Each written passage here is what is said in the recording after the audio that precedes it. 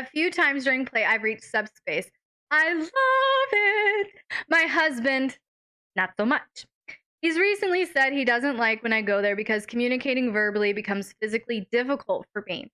It's not just my normal shyness, it's like I can't remember how to form words. More than once, I have struggled to speak at all for long stretches of time. I know he'd like me to be verbal and tell him I'm good, especially during impact play. He checks in with me during play often, and it really bothers him that I can't always say I'm fine with more than just incoherent mumbles and a thumbs up. He's concerned that I won't be able to use my safe word if I need to. Are there any tips or tricks to communicating when bliss literally leaves me speechless? Well, number one, compliments to the chef on this one, Moon Pie. I'm so glad that he's rocking your world. That's wonderful. Now, dominants and submissives, you can talk to me on this.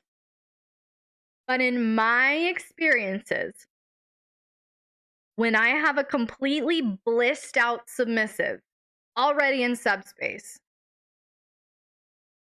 we've already typically escalated the play to the point to get them to crash. So logically, the point of potential, I need to call my safe word, hits before the crash.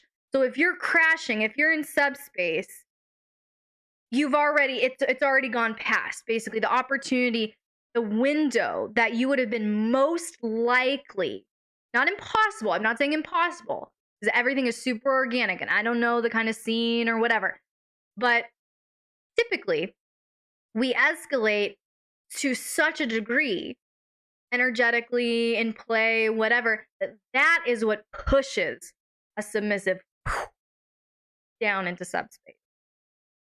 So that, just throwing that out there, is a little bit of peace of mind. Again, I'm not saying it's not impossible for a completely blissed out, drooling submissive just down in subspace to come out of it and have a need to call their safe word. I'm not saying it's impossible, but in my experience, it's not really happened that way.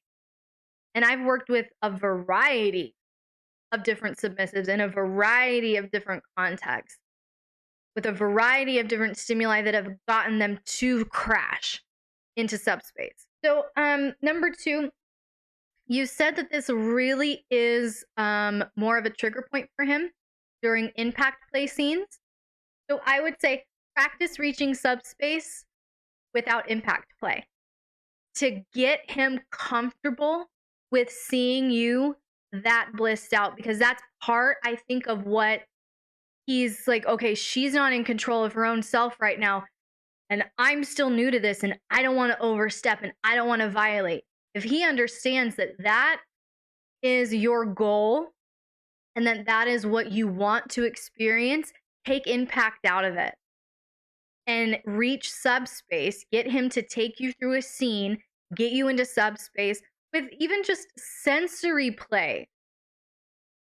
Yeah, anything that's not impact, because he's, to him and to a lot of really sweet, beautiful guys who are just very tender-hearted and compassionate, and they consider themselves feminists and they don't want to cause harm or damage or pain, especially to the women that they love, the woman that they love, they're going to have a really hard time and have to fight a lot of vanilla conditioning around impact play.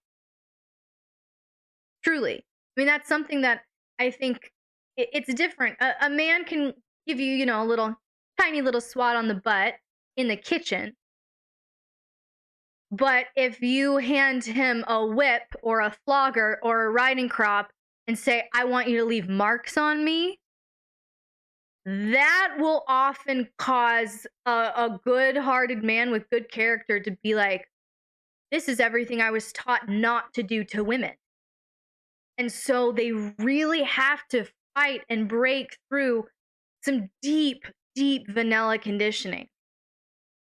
That's a whole can of worms, absolutely. So that is the second point. Practice reaching subspace without impact play.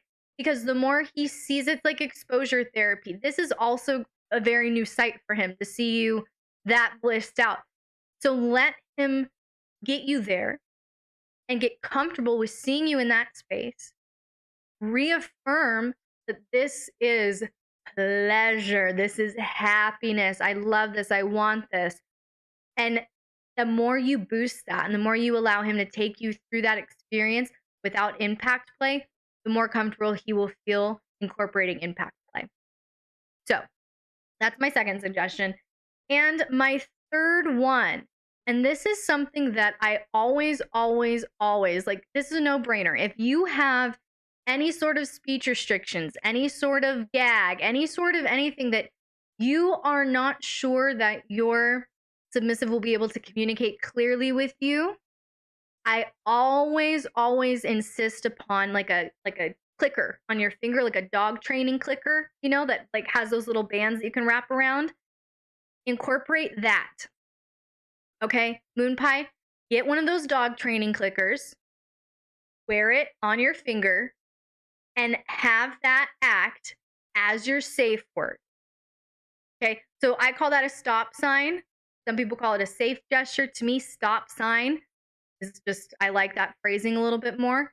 So maybe before or until your husband gets comfortable with you just thumbs up and mumbling, have that as an extra backup to give him peace of mind.